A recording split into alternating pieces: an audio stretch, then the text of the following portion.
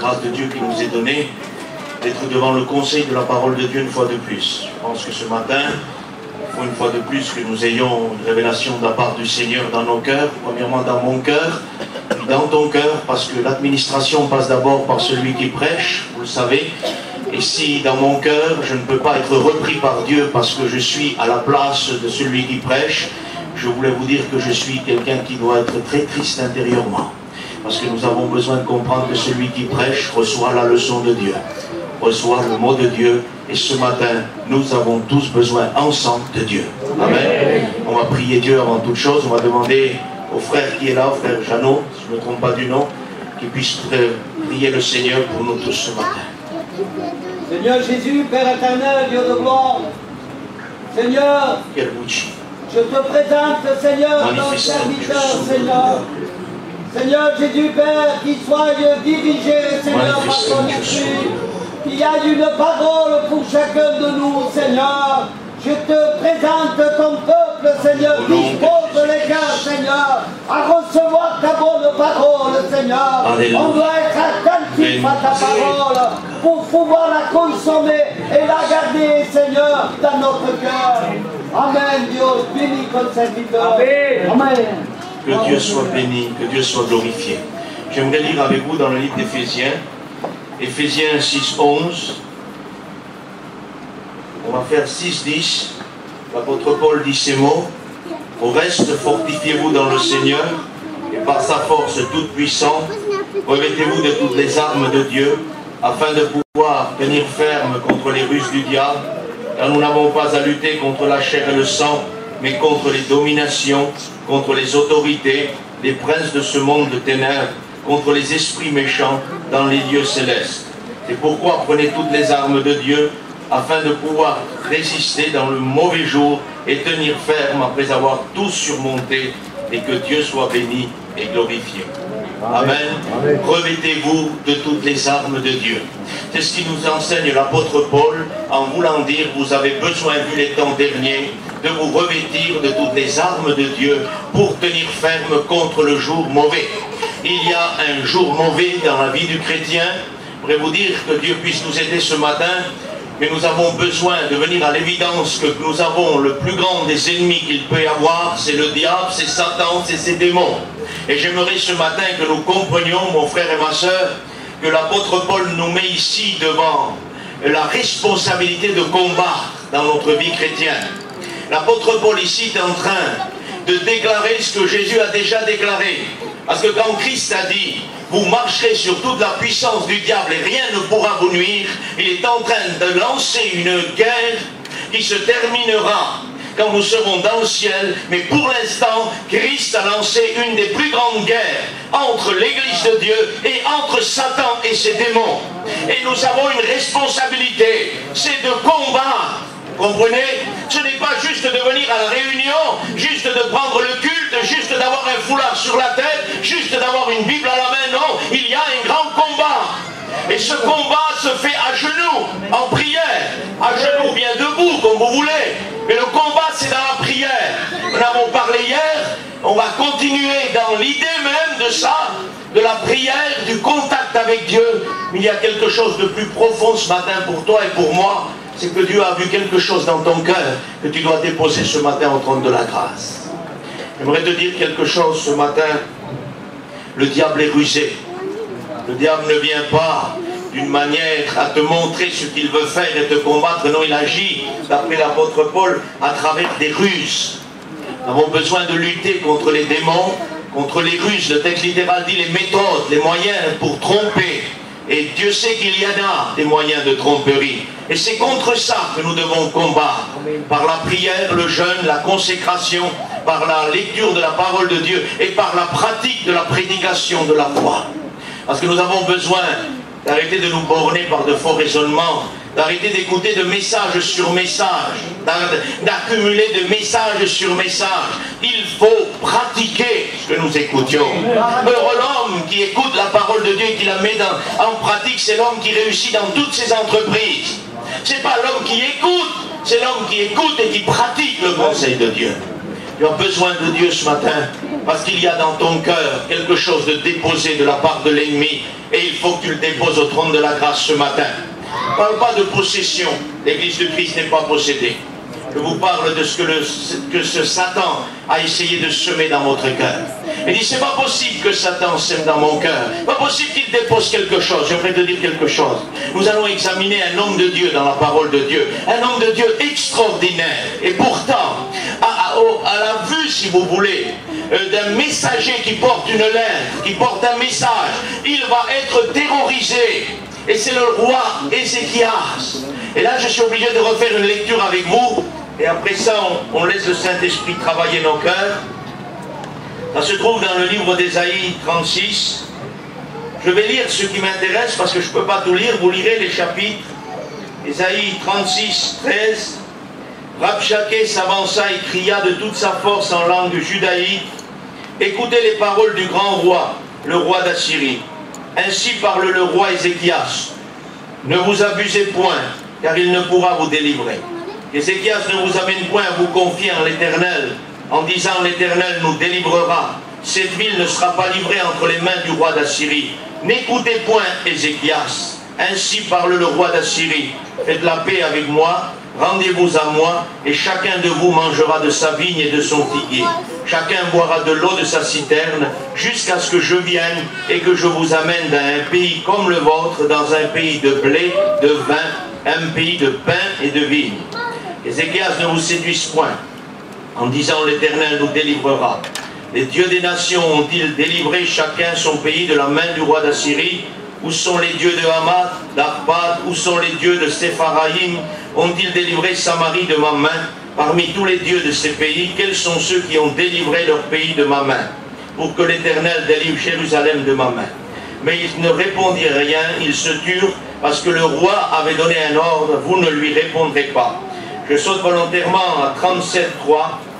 Ainsi parle Ézéchias, ce jour est un jour d'angoisse, de châtiment, de honte, car les enfants sont près de naître, mais il n'y a pas de force pour qu'ils naissent. Peut-être l'Éternel, ton Dieu, a-t-il entendu les paroles de Rabshakeh, le roi d'Assyrie, son maître, a envoyé pour insulter le Dieu vivant. Peut-être que l'Éternel, ton Dieu, exercera-t-il ses châtiments à cause des paroles qu'il a dites. Faites donc monter une prière pour le reste qui subsiste encore. Ésaïe leur dit, voici ce que vous direz à votre maître. Ainsi parle l'Éternel, ne défraie point les paroles que tu as entendues et par lesquelles m'ont outragé les serviteurs du roi d'Assyrie. Je vais mettre en lui un esprit tel que sur une nouvelle qu'il recevra, il retournera dans son pays. Et puis ici, je saute volontairement au verset 14, excusez-moi, mais je ne peux pas lire tout. Ézéchias prit la lettre de la main des messagers et la lut.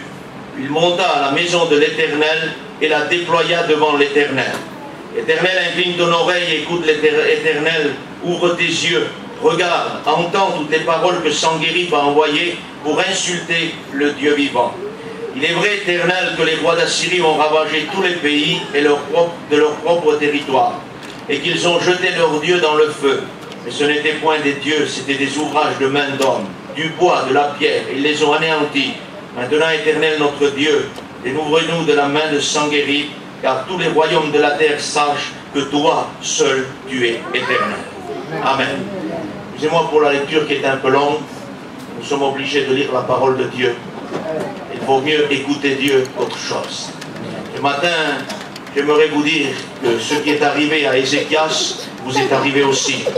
Ce qui est arrivé à Ézéchias m'est arrivé aussi il y a quelques mois. Ça doit faire peut-être un an maintenant, je ne sais plus exactement. Mais à un moment donné, ce qui arrive à Ézéchias ici m'est arrivé. Et il t'est arrivé cette chose à toi aussi. C'est pour ça que ce matin, Dieu veut que tu écoutes ce message de la part de Dieu. Il veut que tu puisses sortir de l'impasse où tu es. J'ai pu sortir de l'impasse où le diable m'a mis, où le diable m'a terrorisé, où le diable m'a effrayé à cause de ce message que je te prêche ce matin. Et je te donnerai mon témoignage et mon expérience tout à l'heure. Mais ici, nous sommes devant la parole de Dieu qui montre qu'Ézéchias est un homme de Dieu remarquable. Ézéchias était un homme de réveil. Ézéchias était l'homme qu'à un moment donné, et on va dans le temple de Dieu amasser tout ce qui nous encombrait, dit la Bible, et que la lampe de l'Éternel était éteinte, il n'y avait plus rien du tout. L'esprit d'Ézéchias se réveille, il va faire un ménage dans le temple, il va ramener le sacrifice, il va ramener la présence de Dieu. Et j'aimerais te dire, c'était un homme de Dieu, un homme de réveil. Et pourtant, à un moment donné, il se laisse tromper par les manières diaboliques de tromperie. Il se laisse effrayer. Parce que Ézéchias dit, quand la lettre arrive, parce que là il y a Sanguérib qui va mener une lettre. Et cette lettre, je l'appelle la lettre du diable. Parce que cette lettre vient directement du trône de Satan. Et cette lettre du trône de Satan va être amenée directement vers Ézéchias. Ézéchias est dans un temps où normalement il devait payer un impôt au roi d'Assyrie. Parce que Jérusalem était assiégée, toute la Palestine était assiégée, et le roi d'Assyrie voulait qu'on lui paye un tribut, une somme d'argent, parce que Jérusalem était assiégée. À un moment donné, Ézéchias décide de ne plus payer. Et le jour où tu décideras, et si tu en es là aujourd'hui, c'est que tu as décidé un jour de ne plus payer d'impôts au diable, et de ne plus payer d'impôts ni de tribut au diable, parce que celui qui t'a libéré, celui qui a payé, celui qui t'a affranchi, c'est le Seigneur Jésus-Christ.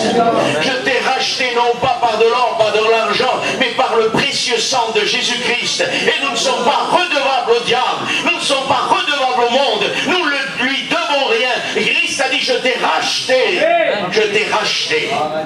Tu n'as pas le droit de payer d'impôts. Tu n'as pas le droit d'être asservi à l'ennemi, mais parfois ça arrive. Et c'est ce qui t'est arrivé. Mais ce matin, tu vas sortir de cette impasse-là. Ézéchias était un homme de Dieu.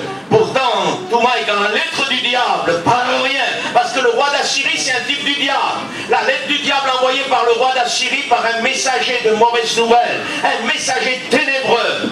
Parce qu'il y a des messagers de bonnes nouvelles.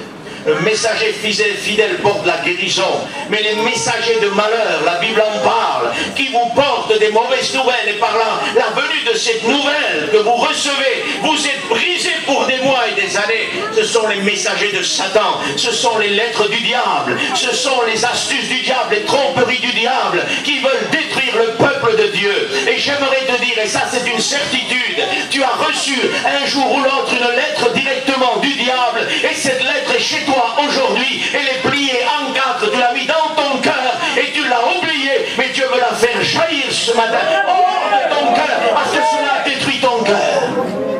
Tu exagères, je suis chrétien. Ézéchias était chrétien, Ézéchias était un homme de Dieu, et il a reçu cette lettre et il a gardé cette lettre pendant un moment. Dieu nous y aide.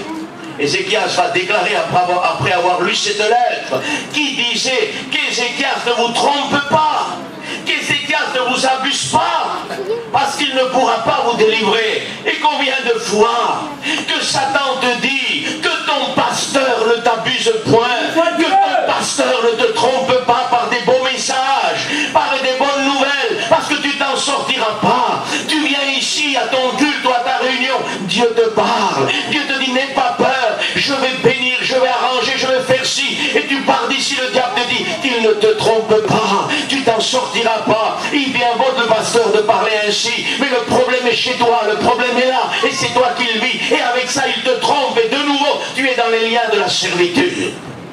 Ézéchias ne vous trompe point.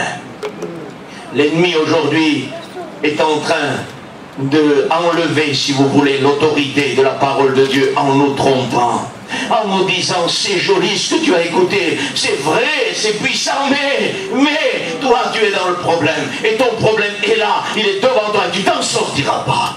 J'aimerais te dire, ne vous laissez pas tromper, parce que celui qui trompe et celui qui séduit, c'est Satan. Ce n'est pas Dieu, ce ne sont pas les serviteurs de Dieu, ce n'est pas la parole de Dieu qui trompe, c'est l'ennemi de nos âmes qui trompe. Mais il est en train de faire porter le chapeau à Ézéchias, il est en train de dire qu'Ézéchias ne vous trompe point, moi le roi d'Assyrie, j'aurai raison de vous et j'aurai la victoire sur vous. Combien de fois que le diable t'a dit, tu ne t'en sortiras pas, tu n'arriveras pas dans ton foyer à voir le jour, tu n'arriveras pas dans ton foyer à voir la guérison, à voir la liberté, à voir les angoisses que tu vis disparaître de ton foyer, tu n'y arriveras pas. J'aimerais te dire ce matin, nous servons un Dieu vivant, un Dieu véritable, capable de nous bénir, capable capable de nous sortir de nos problèmes. Mais tu as une lettre que tu dois remettre à Dieu ce matin. Cette lettre, tu l'as mis dans ton cœur. J'ai moi-même gardé une lettre qui m'avait littéralement détruit, complètement détruit. Un temps d'angoisse, de peur, de châtiment. C'est ce que vivait Ézéchias, je l'ai vécu. Je vous le prêche avec expérience et conviction. J'ai vécu cela et tu as vécu cela. Tu es dans cette position. Il va falloir que tu sortes de cette position à l'issue de ce culte. Dieu t'aime. Dieu est fatigué. Non pas de te supporter, non, parce que Dieu te supporte, il t'aime. Il est fatigué de te voir dans cet état-là où tu es. Et Dieu pleure pour toi parce qu'il voudrait que tu te libères de là où tu es rentré. Rêve de dire que c'est pas facile. C'est pas facile du tout. Il faut une grâce de Dieu. Quand on est trompé, quand la ruse nous a séduits, et quand nos yeux se ferment à l'évangile, et qu'on croit le diable à la place de croire Dieu, alors là, c'est difficile. Mais il y a une issue de secours. Amen. Vous savez ce qu'on va faire? Parce que je sens un empêchement, une puissante action ténébreuse qui ne veut pas que ce message passe. Ne m'inquiète pas de ça, puisque Dieu est plus fort que le diable.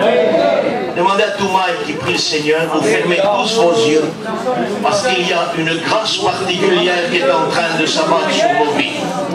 Seigneur, au nom de Jésus,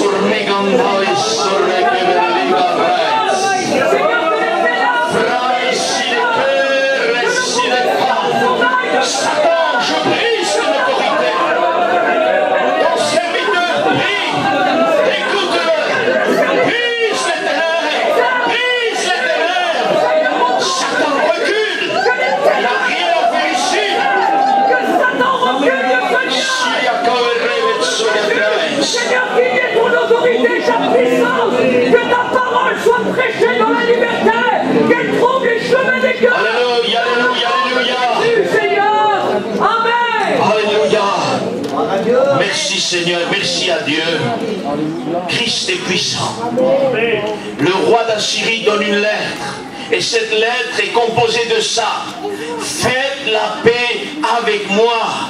Voilà ce que réclame le diable. Que l'église du Seigneur fasse la paix avec lui. Pour quelle raison? À cause d'Éphésiens 6, 10, 11, que nous avons lu, où l'apôtre Paul dit, faites la guerre à Satan, ses démons, principautés. Faites la guerre à Satan. Et lui, il dit, faites la paix. Cessez de prier, cessez de jeûner, cessez de venir à les réunions. Il dit, c'est pas possible, on ne peut pas le croire si on le croit. Parce que vous savez comment il le présente? Plus tu vas à la réunion, plus tu pries, plus tu jeûnes, plus tu as des problèmes chez toi.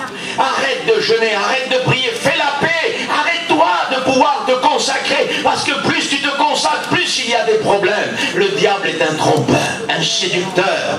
Et c'est pas parce qu'on prie plus, qu'on jeûne plus que les problèmes apparaissent. Non, c'est parce que lui, quand il nous voit jeûner, il renforce la garde, il nous attaque, il met des cohortes de démons, et des fois il se déplace personnellement suivant la catégorie de chrétiens qu'il a devant lui. Et quand il est en face de vous, il veut vous combattre, et il vous dit à votre esprit, parce qu'il n'a pas de puissance sur Dieu, il dit arrête de jeûner. Regarde, depuis que tu te consacres, depuis que tu viens à l'église, regarde les problèmes que tu as dans ton foyer, les problèmes que tu as dans ton cœur. Ce n'est pas parce que tu viens à l'église que tu as des problèmes. C'est parce que tu es sur terre et que sur la terre il y a des difficultés, des problèmes. Il y a des temps et des circonstances qui sont là et nous sommes sur la terre, mais avec Dieu les problèmes se passent mieux. Dieu soit béni. Faites la paix avec moi. Chacun de vous, arrêtez-t-on de prier. Et il y en a qui se sont convaincus de cela. Ils ne prient plus, ils ne jeûnent plus. Et à un moment donné, le calme revient. Et c'est là que vous êtes en danger, mes frères et sœurs. Vous savez ce qui me fait peur? J'en pensais hier soir. Ce qui me fait peur, c'est que dans mon foyer, il y a un calme qui est là. Un calme extraordinaire. Là, je disais ça dans mon esprit hier, Seigneur, c'est là qu'il faut prier, qu'il faut louer le Seigneur, parce que le diable est astucieux. Le calme n'est pas bon, mes frères et sœurs. Ne nous parle pas de la paix de Dieu, parce que la paix de Dieu est tout le temps dans notre cœur. Mais on dirait que Satan nous combat plus, on dirait qu'il n'y a plus d'empêchement, on dirait que nous avons franchi des étapes dans la vie spirituelle. Il faut être sûr de ça, parce que si ce n'est pas des étapes que nous avons remportées, nous sommes en train de faire la paix avec Satan. Faites attention. Votre devoir, c'est de prier nuit et jour. Frère, on dort. Bien sûr qu'on dort. Et la Bible dit, quand je dors, la nuit même, quand je dors, mon cœur m'exhorte par le Saint-Esprit. Et quand vous vivez une vie de prière dans la journée, le soir, le Saint-Esprit s'occupe de présenter vos besoins à Dieu. Ça ne vous est pas arrivé de vous lever béni. Ça ne vous est pas arrivé d'ouvrir les yeux et de vous surprendre à parler en langue. Comment se fait-il? Vous dormiez, oui, mais le Saint-Esprit est en vous. Le Saint-Esprit manifeste la grâce de Dieu. Et là, il présente par le parler en langue la grâce que vous avez besoin. Et là, il ne se trompe pas, excusez-moi. Vous savez, je préférerais ne pas prier moi et laisser faire le Saint-Esprit. Parce que la Bible dit, quand vous ne savez pas ce qu'il convient de demander dans vos prières, Romains 8, le Saint-Esprit intervient par des soupirs inexprimables. Et là, c'est par là, le parler en langue, la glossolalie merveilleuse que Dieu a donnée, que nous disons des merveilles et que nous demandons des merveilles à Dieu. Et là, Dieu nous répond. Et ni Satan et ni ses démons ne peuvent comprendre le langage de l'Église. Vous n'avez pas remarqué, mes frères et sœurs, que de moins en moins de chrétiens parlent en langue? Vous n'avez pas remarqué ça? La Bible dit que celui qui parle en langue parle à qui, s'il vous plaît? Pouvez-vous me répondre? Par à Dieu. Ça parle à qui, celui qui parle en langue? Il parle à Dieu. Alors, si vous parlez à Dieu, Satan, ça le dérange. Je suis en train de voir que le parler en langue disparaît. Dans le culte personnel, il y a très peu de chrétiens qu'à la maison prient en langue, parlent en langue. On s'adresse à Dieu dans la langue que nous avons, dans notre vocabulaire connu, mais dans la glossolalie, dans la manifestation des langues que Dieu a données, les prières sont très courtes. Il n'y a que très peu de prières, voire zéro aujourd'hui. Nous avons besoin de revenir à ça. Nous avons besoin de se mettre en contact avec Dieu. On a besoin de prier Dieu. On a besoin d'implorer la grâce de Dieu pour que nous soyons en contact avec Dieu. Faites la paix avec moi.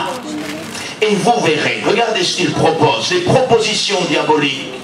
Faites la paix avec moi, ne priez plus, ne jeûnez plus, ne venez plus à l'église, et vous allez voir, je vais vous amener dans un pays comme le vôtre, un pays où coule le lait, le miel, l'abondance de vignes, c'est-à-dire un pays qui ressemble au pays de Dieu, mais qui n'est pas le pays de Dieu. Le diable est le singe de Dieu, il copie Dieu. Et là, il propose un arrêt de la prière avec un semblant visuel qui ressemble à l'œuvre de Dieu, mais qui n'est pas l'œuvre de Dieu. Combien d'églises sont rentrées dans une routine, une habitude? Un pays qui ressemble au pays de Dieu. Une église qui ressemble à l'église de Dieu, qui a des foulards sur la tête, des Bibles à la main, qui prie, qui chante. Mais là où il n'y a plus de contact spirituel avec Dieu, cela, le diable, ça ne dérange pas que vous venez à l'église. Ça ne dérange pas que vous chantez, ni que vous prêchez, ni que vous témoignez, s'il n'y a pas un contact direct avec le ciel. Si vous avez fait la paix avec le diable, il vous laisse en paix, même prier, chanter, faire ce que vous voulez, mais si vous lui déclarez la guerre, il vous fera la guerre et vous servirez Dieu. Vaut mieux servir Dieu avec la guerre que servir Dieu sans la guerre. Parce que Jésus l'a dit, il y a une guerre entre lui et vous. Impossible d'arrêter ça, mes frères et sœurs. Quand nous nous sommes engagés, on a pris la décision de le combattre. Ce n'est pas contre une personne que vous avez à combattre, dit Paul, ni la chair et le sang, mais contre les dominations. Que Dieu nous y aide, que Dieu nous fasse grâce. Je vous amènerai dans un pays où coule le lait et le miel. Un pays qui ressemble au vôtre. Vous savez, à un moment donné dans la parole de Dieu, il y a une déportation à Babylone des chrétiens, des enfants de Dieu d'Israël. Et vous savez ce que disent les Babyloniens sur la rive de l'eau? Ils disent, chantez-nous un cantique, une complainte de chez vous. Écoutez, il y a parfois des gens, tant que vous êtes armés par l'onction, on ne vous demande rien, rien du tout. Mais à un moment donné, quand vous abandonnez l'église, vous savez, il y a des gens qui viennent vous voir, ils disent, c'est pas trop grave si tu as abandonné l'église, parle-nous de Dieu. On dirait qu'ils veulent vous écouter maintenant que vous êtes plus dans l'église. Et qu'avant, quand vous étiez chrétien affermi, ils ne voulaient rien savoir de Dieu. Mais là, on dirait que parce que vous rétrogradez, parce que vous avez quitté l'église, ils veulent écouter parler de Dieu. Un frère ancien m'a dit ça un jour. Si quand Dieu parle, les gens ne m'écoutent pas, c'est pas quand moi je parlerai qu'ils m'écouteront. Et j'ai gardé cette vérité depuis longtemps. Si quand nous sommes remplis de l'onction, ces mêmes personnes ne vous écoutent pas, c'est pas quand vous allez rétrograder qu'ils vont être touchés de Dieu. Il y en a qui vont se dire, Dieu m'a fait rétrograder, il y avait un inconverti à toucher. Faux! Ne t'y trompe pas, tu n'as pas besoin de rétrograder pour aller le toucher. L'onction t'amènera là-bas et tu le ramèneras. Parce qu'en allant chercher rétrograde, tu risques à rester là-bas où il est. Comprenez cela? Ne vous y trompez pas. Vous rétrogradez pas pour ramener quelqu'un. Non, ce n'est pas un principe de Dieu ça. Vous êtes rempli d'onction, vous allez le chercher. Amen. Il vient ou il ne vient pas. Vous n'y laissez pas votre vie chrétienne. Vous comprenez? Vous êtes rempli d'onction, vous allez le chercher. S'il veut être béni, merci Seigneur. Sinon, ce n'est pas votre faute. Secouez vos pieds de la poussière que vous avez sur vos pieds. C'est ce que Jésus a dit. Attention, hein, ne pas vous perdre pour quelqu'un d'autre. Dire, mes frères, alors là c'est méchant. Non, c'est pas méchant. Pas méchant du tout. Ne soyez pas plus spirituel que Jésus. Ne soyez pas plus saint que Jésus. Vous n'avez pas plus d'amour que Jésus. Jésus appelait le jeune homme riche, et le jeune homme riche n'a pas voulu se débarrasser de ceux qui l'encombraient. Jésus n'y a pas couru après. Jésus a parlé, il a appelé, et quand Jésus appelle, il parle. N'essayez pas d'en faire plus, laissez faire Dieu. Laissez faire Dieu. Faites de la paix avec moi et je vous amènerai dans un pays où coule le lait et le miel. J'aimerais te dire quelque chose. Aujourd'hui que la tranquillité peut-être est venue dans ta vie et que tu te dis, je ne vais pas trop faire pour Dieu. Je vais rester dans ce que je suis, je vais faire que ma réunion par semaine, mon culte, et puis j'en ferai pas plus parce que maintenant on est calme. Quand je me donnais beaucoup à Dieu, c'était vraiment l'orage. Sors de là, s'il te plaît. Arrête d'être trompé, parce que le diable est un menteur. Il dit, je t'amènerai dans un pays où coule le lait, le miel. Fais la paix avec moi. Ça veut dire qu'il veut dire par là, si vous arrêtez de combattre, je vous laisse tranquille. Il est menteur. Amen. Si vous arrêtez de combattre les chrétiens, dans 5 mois, 6 mois, 1 an, 2 ans, suivant la réserve d'onction que vous avez dans votre vie, parce que le diable n'attaque pas quelqu'un qui a une réserve d'onction, parce qu'il sait que c'est fini pour lui. Il essaie de tromper par des ruses, mais face à face, il ne fera pas avec un homme d'onction et une femme d'onction. Il essaye de nous tromper. Mais si vous ne priez plus, vous avez une réserve d'onction, il n'y a pas de souci. Parce que quand nous prions, nous accumulons des réserves par la grâce de Dieu.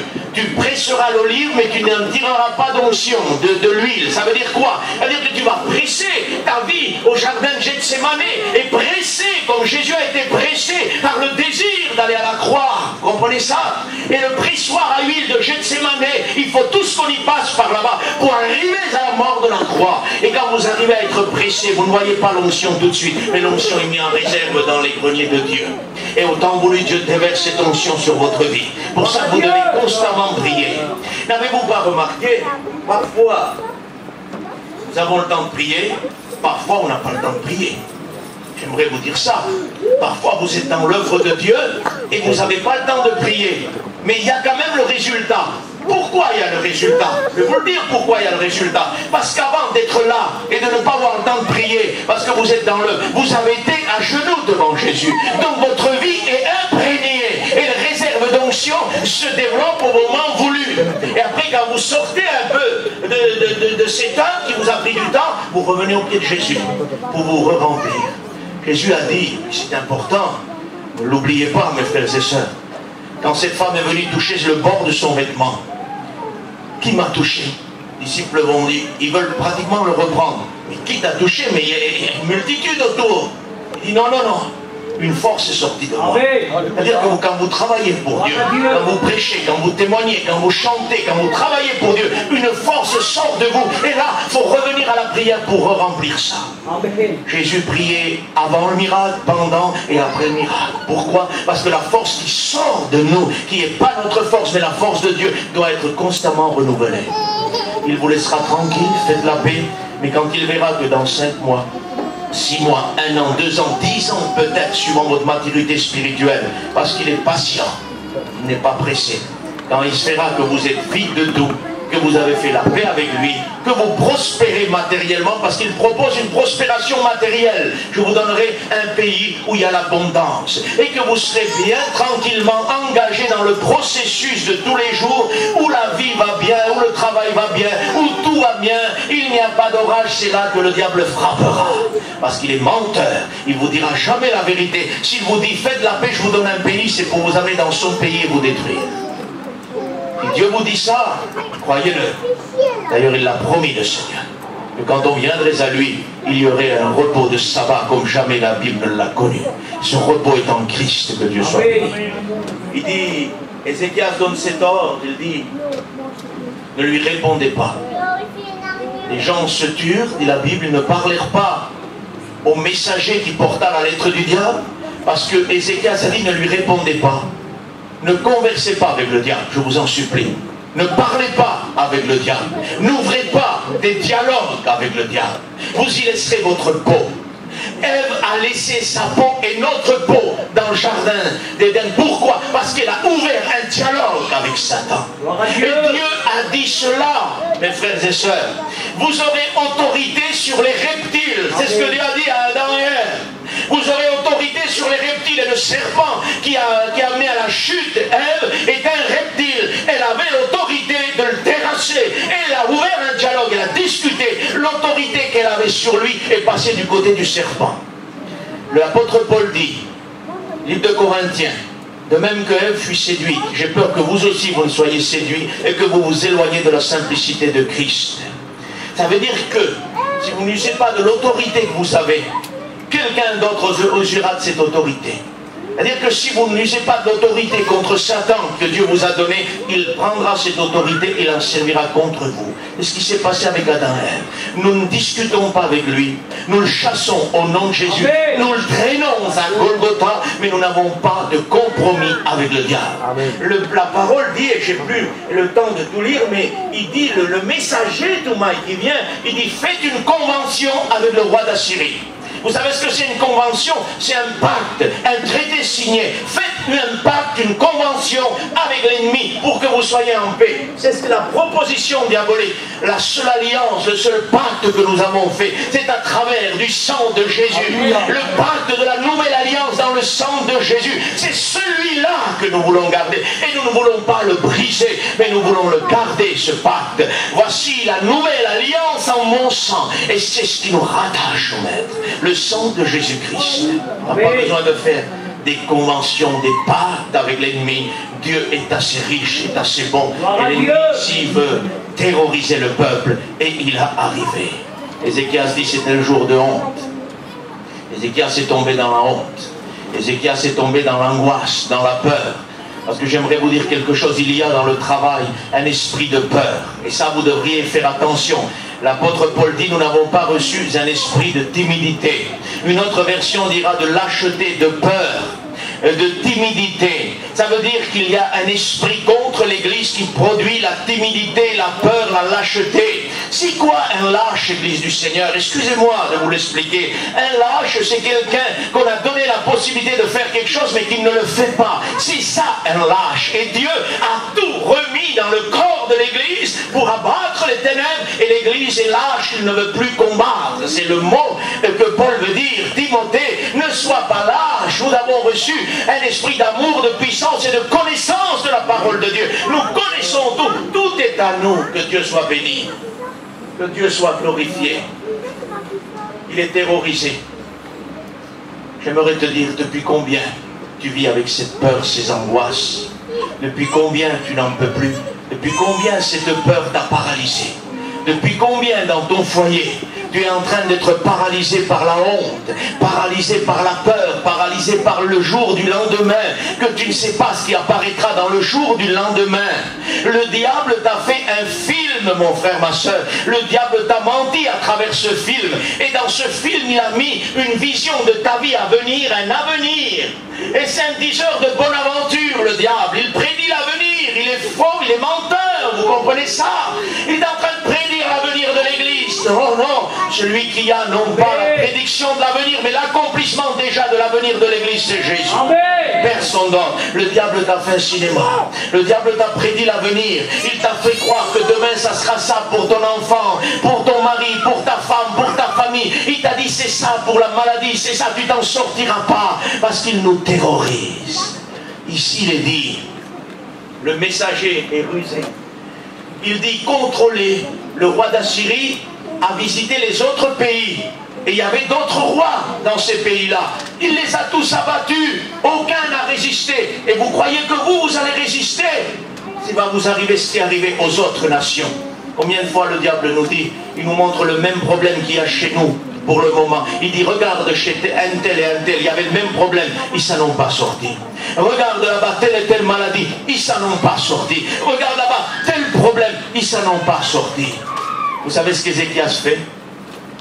Il prend la lettre de la main des messagers, il va la déployer devant l'Éternel, et il dit, Éternel, c'est vrai que le roi d'Assyrie a détruit les autres dieux des nations. Mais les dieux des nations, Seigneur, étaient des dieux faits par la main de l'homme. Mais nous servons le véritable. Si le monde ne s'en sort pas, Église de Dieu, nous servons Dieu. Nous servons le véritable Dieu. Christ Jésus est dans notre vie. Pour ça que nous nous en sortons. Le diable dit, regarde, il s'en est pas sorti, oui. Mais Ézéchias est un homme de Dieu. Il dit, oui, mais il ne servait pas Dieu réel et véritable. Il servait des dieux qu'ils se sont créés. Des dieux qui ne sont pas de véritables dieux. Et l'apôtre Paul rajoute et il dit, il n'y a point d'autre Dieu que Christ Jésus. Alléluia. Il n'y a pas d'autre Dieu dans le monde que le Dieu que nous servons. Et on s'en sort parce qu'il est avec nous. Et tu vas t'en sortir de ce que tu veux. Vous me donnez 5 minutes? La puissance de Dieu, c'est ce que tu as besoin. Tu vis aujourd'hui une vie pénible. Tu es dans des angoisses constantes. Un poids dans ton esprit, un poids dans ton cœur, et tu n'arrives plus à faire face à cela. J'aimerais que tu te libères de cela ce matin. Il est ici devant l'Éternel. Ézéchias va avoir la meilleure idée qu'il peut avoir. Il dit, allez voir Ésaïe le prophète. Peut-être que Dieu écoutera sa prière. Et il verra les paroles du roi d'Assyrie, les paroles qu'il a proférées contre son Église. On va consulter le roi d'Assyrie. Le roi, excusez-moi, le prophète Ésaïe, à propos du roi d'Assyrie. Et là, il se passe quelque chose de merveilleux. Dieu va répondre à Ésaïe, et c'est ces paroles-là qu'il répond. Ne t'effraie point des paroles que tu as entendues et par lesquelles le roi d'Assyrie m'a outragé. Ne t'effraie point des paroles que tu as écoutées. Ça, c'est la réponse de Dieu. Et j'aimerais te dire à toi ce matin, ne t'effraie point des paroles que tu as écoutées. Ne t'effraie point de la circonstance que tu vis. Parce que Dieu a écouté, il a vu ton cœur et il va détruire le roi d'Assyrie. Il va le briser. Parce que Dieu est puissant. Ne t'effraie point. Ne t'effraie point. Dieu répond à Ésaïe. Il répond aussi à Ézéchias. Il dit, je viendrai, j'ai plus le temps de lire, peuple de Dieu, vous lirez le verset.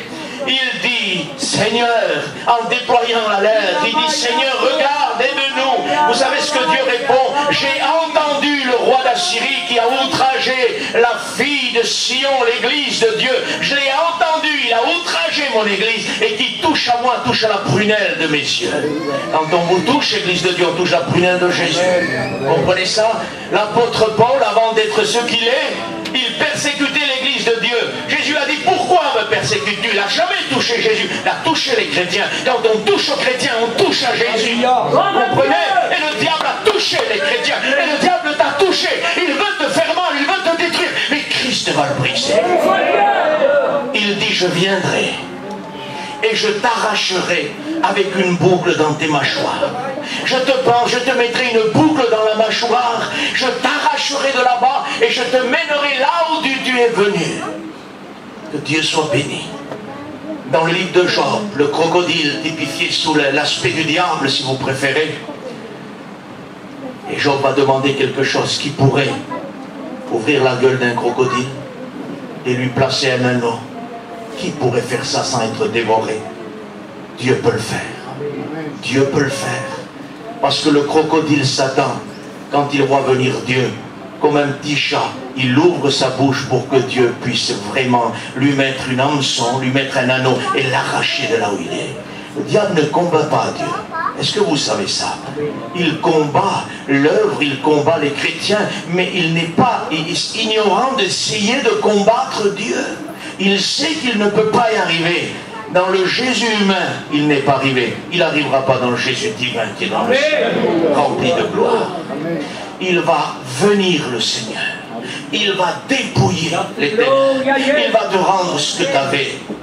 Il va te rendre tout ce que tu avais. Le dragon m'a dévoré. C'est ce que dit un homme dans la parole de Dieu. Le dragon m'a dévoré. Il a dévoré tout ce que j'avais de précieux. Tout ce que j'avais de riche, il l'a dévoré. J'aimerais vous dire quelque chose. Le diable essaye même de dévorer les dons spirituels, la richesse de Dieu que Dieu t'a donnée. Il veut la dévorer. Mais Dieu dit dans les versets qui suivent, j'arracherai de sa bouche ce qu'il a englouti. Le dragon destructeur. J'ouvrirai la bouche et j'irai arracher les dons spirituels de l'Église et de nouveau réenrichir mon Église. Tu as besoin de Dieu. Tu as besoin de Dieu. Je vais vous donner mon expérience après son prix. Vous êtes d'accord? Parce que peut-être que sur votre chaise, vous pouvez dire, moi, ça ne peut pas m'arriver. Parce que moi, je suis une femme de Dieu. Moi, je suis un homme de Dieu. Et puis moi, je ne peux pas recevoir une lettre du diable. Excusez-moi, si vous êtes spirituel, vous, à ce niveau, moi, je ne l'étais pas il y a un an de ça. Et j'ai reçu une lettre du diable. Excusez-moi, ni Ézéchias n'était pas spirituel par rapport à vous, mes frères et sœurs, puisqu'il a reçu aussi une lettre du diable. Et il y a cru. Parce que vous pouvez me dire ce matin, mais tu es serviteur de Dieu. Comment tu as cru à la lettre du diable? Attendez, je pourrais vous dire que quand la tromperie, la séduction du diable vient et que vous y faites face, c'est bien. Mais quand vous avez ouvert une petite porte avec un oui, c'est vrai, c'est terminé. Là, il vous donne une lettre, vous la mettez dans votre cœur et vous êtes détruit par cette lettre. C'est ce qui m'est arrivé. Si je n'aurais pas reçu ce message des mois avant d'avoir reçu la lettre du diable, je ne voudrais pas prêcher l'évangile ce matin. Un jour, j'étais tranquillement bien chez moi. À un moment donné, une nouvelle est venue. Et cette nouvelle m'a littéralement terrorisé. J'ai reçu une nouvelle et cette nouvelle, le diable m'a dit, tu vois, cette nouvelle va détruire ta vie.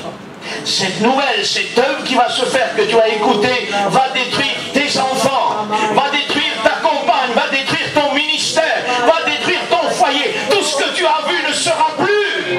J'ai cru à ça, les frères. Et dire, mais tu n'avais pas le droit de croire, tu prêches l'évangile, oui, mais j'y ai cru. Dieu me pardonne, j'y ai cru. Et parce que j'y ai cru, le diable m'a remis cette lettre. J'ai plié la lettre en quatre, j'ai mis dans mon cœur, tout maille, cette lettre.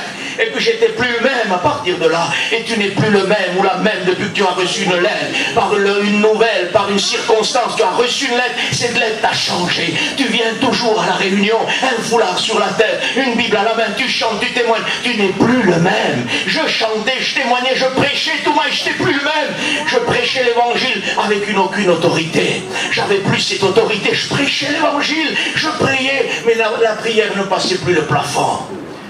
Était toujours le même pour les autres, mais pour ma femme qui est là, je n'étais pas le même tout mal. Parce qu'il me disait, qu'est-ce qui t'arrive? Je dis rien, pourquoi? Non, t'es pas bien. Non, je suis bien. Parce que je ne voulais pas lui faire partager ce que je vivais. Parce que je me disais, si je lui dis ce qui va arriver dans notre foyer, parce que j'y ai cru, hein, le cinéma, le mensonge qu'il m'a fait, j'y ai cru. Et je ne voulais pas lui l'avertir de ce qui va se passer chez nous. Et je disais rien, je supportais ça tout seul. Mais vous ne tromperez jamais votre femme ni votre mari. Il sait rien. Quand vous regardez, il sait ce que vous voulez dire. Elle savait que ça n'allait pas. Il disait non, ça va, ça va. Je ne voulais pas les faire souffrir. Je souffrais, j'en pouvais plus. Il n'y avait plus de respiration dans mon âme. Le diable le soir, comme le matin, me montrait ce film, me dit ça arrive, ça arrive, ça arrive, ça va s'abattre, tout va être détruit.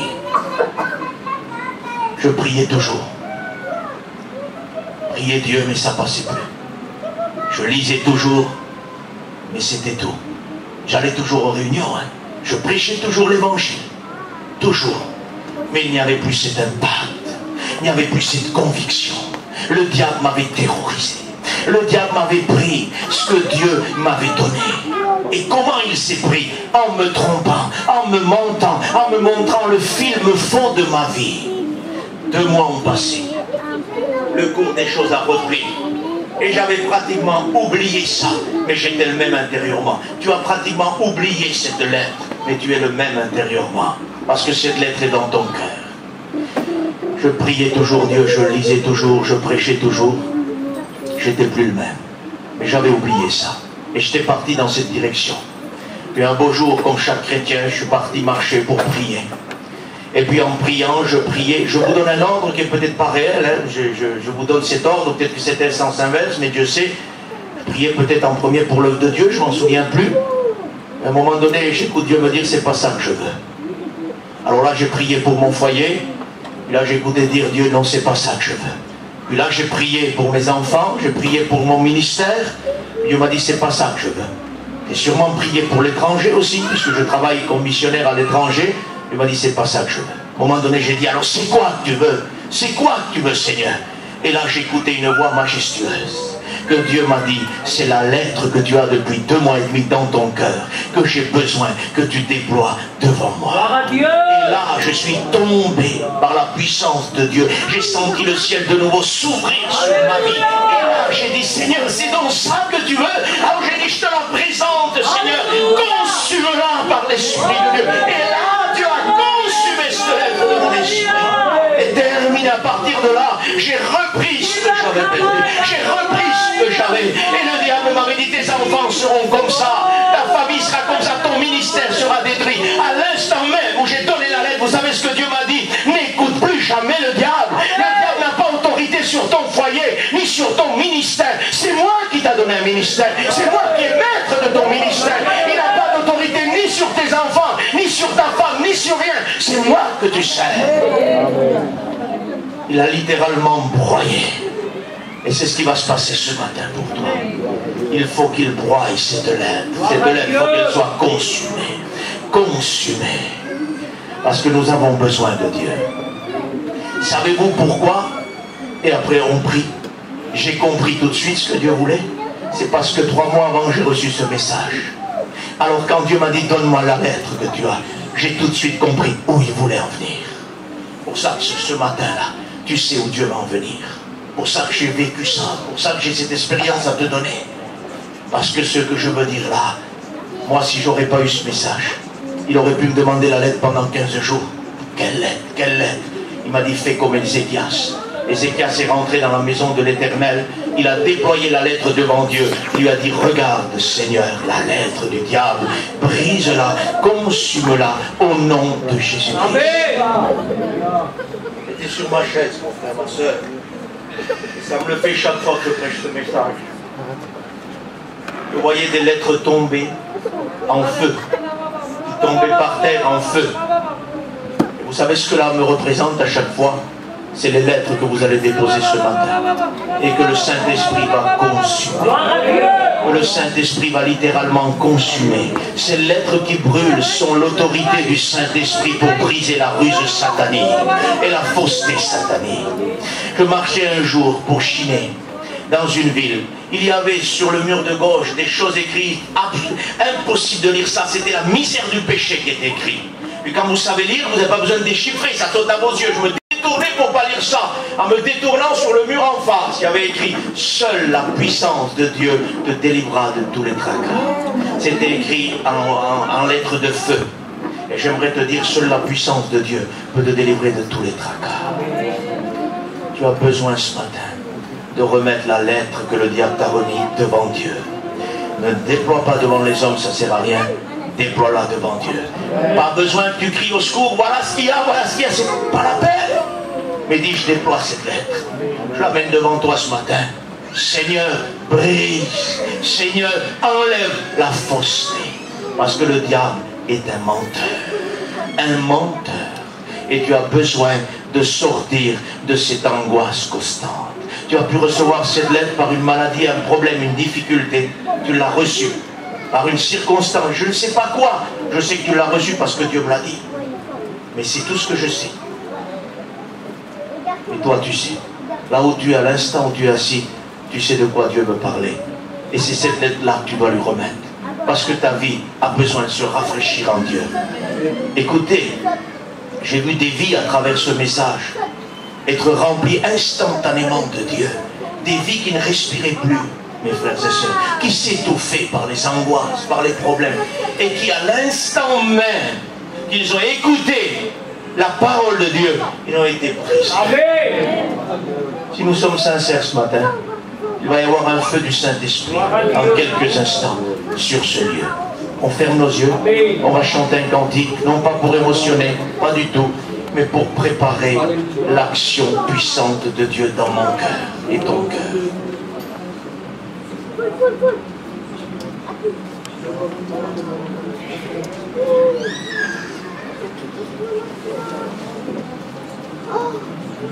Commence à prier Dieu ce matin. Écoute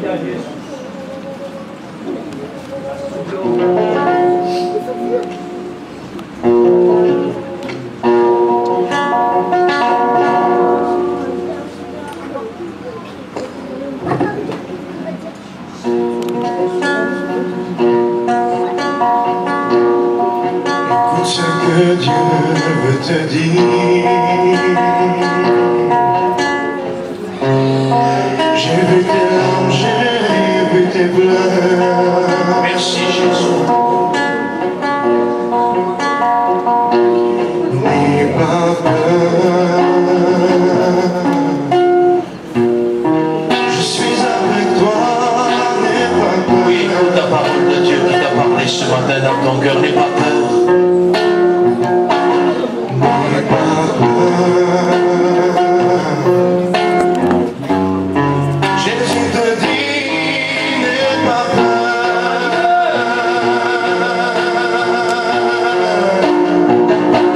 N'aie plus peur.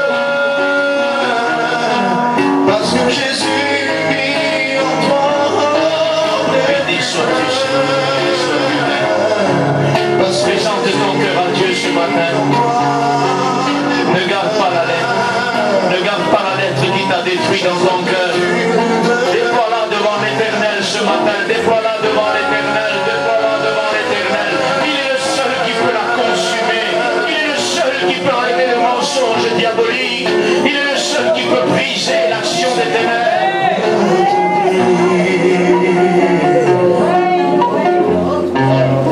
j'ai vu tes larmes, j'ai vu tes pleurs.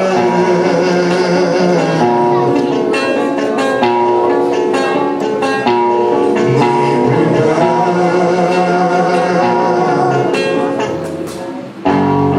Jésus est avec toi, n'aie plus peur. N'aie pas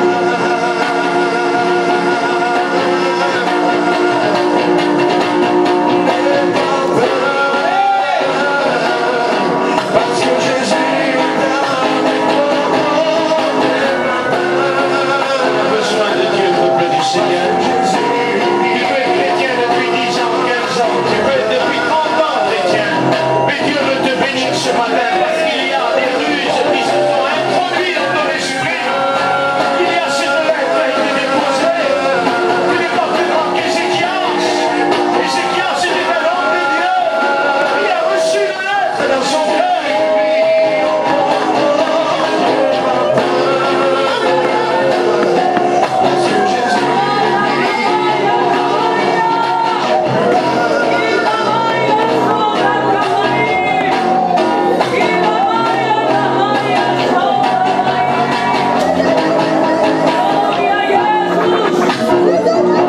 Remets cette lettre à Dieu, remets cette lettre à Dieu, remets cette lettre à Dieu.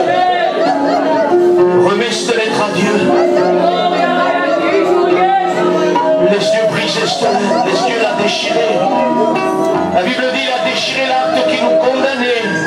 Christ est puissant, Christ est autoritaire, Christ a la force, la sainteté en lui. Ne garde pas ces deux lettres dans ton cœur. Ne garde pas ces deux lettres dans ton cœur. Au nom de Jésus-Christ. Au nom de Jésus-Christ. Si le frère me le permet, je voudrais faire un appel. Personne ne regarde, s'il vous plaît, il n'y a rien à regarder. Il faut plutôt agir ce matin que regarder. Est-ce que quelqu'un voudrait dire ce matin, oui, j'ai une lettre à remettre à Dieu? Et lever sa main et dire, oui, j'ai une lettre. Dieu te voit. Dieu te voit, Dieu te voit, Dieu te voit. Dieu te voit. Vous savez ce qu'on va faire? Ceux qui ont une lettre, Levez-vous de vos places et présentez-la déployée devant Dieu. Pas obligé de dire ce que vous avez besoin de déployer. Levez-vous devant la majesté de Dieu et déployez ce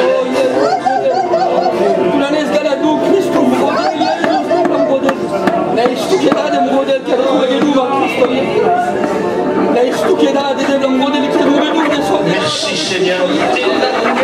Merci Seigneur pour les hommes comprennent qu'ils ont une lettre de déposer. S'il y a d'autres personnes, levez-vous de vos places, présentez à Dieu vos lettres. Je suis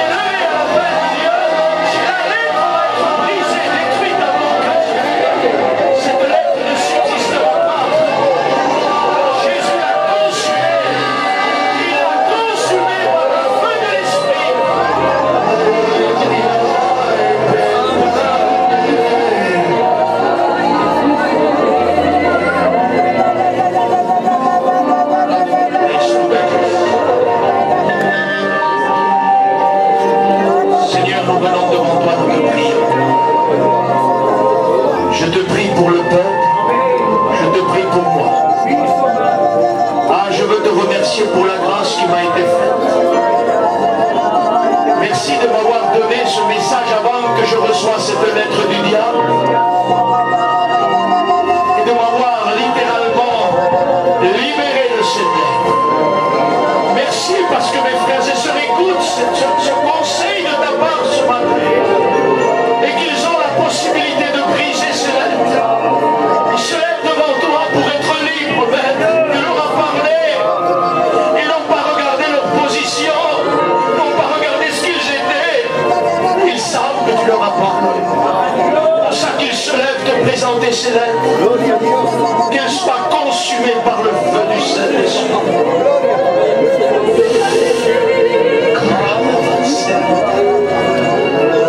Jesus Christ. Tes lettres te consument, peuple de Dieu. Tes lettres sont en feu, ils tombent par terre en feu à ce moment même.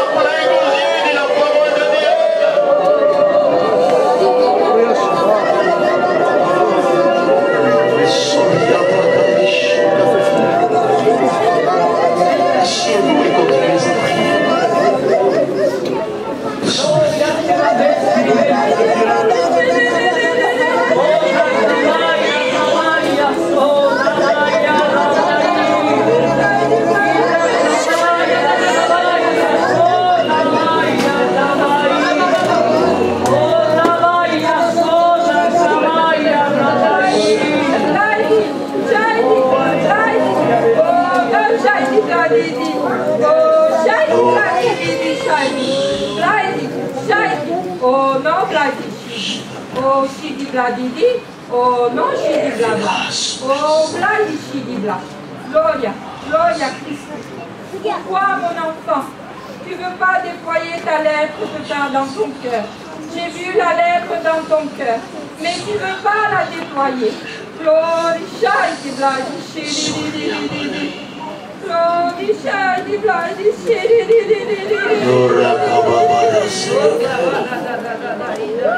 N'endurcis pas ton cœur ce matin.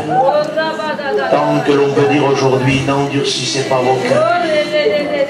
Ne garde pas cette lettre dans ton cœur. Pourquoi ne veux-tu pas déployer cette lettre? Pourquoi ne veux-tu pas déployer cette lettre? Déploie cette lettre devant Dieu. Déploie cette lettre devant Dieu. Déploie cette lettre avant que la réunion soit finie. Dis à Dieu, je déploie cette lettre de mon cœur. Est-ce que tu veux lever ta main pour la déployer, toi qui n'as pas osé le faire ou qui n'as pas voulu avant que je m'assoie? Est-ce que tu veux le faire? Est-ce que tu veux le faire ce matin? Est-ce que tu veux la déployer? Est-ce que tu veux le faire pour Dieu ce matin? Alors on va prier le Seigneur. Et je laisse la place à mes frères qui le font et qui soient dirigés par Dieu. Que Dieu vous bénisse ce matin.